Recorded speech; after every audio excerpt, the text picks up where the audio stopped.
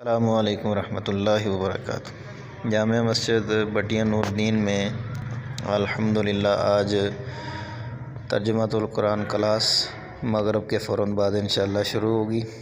اس کی باقاعدہ سے تیاری اللہ کی توفیق کے ساتھ کر دی گئی ہے۔ قرآن کو سینوں میں ہم ایسے بسائیں گے، شہروں کی تلاوت کا ایک نور سجائیں گے۔ قرآن کو سینوں میں ہم ایسے بسائیں گے، شہروں کی تلاوت کا ایک نور سجائیں گے۔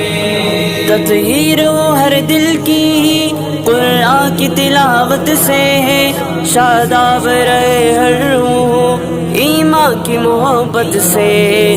تطہیر وہ ہر دل کی قرآن کی تلاوت سے ہے، شاداب رہے ہر روح ایمان کی محبت سے۔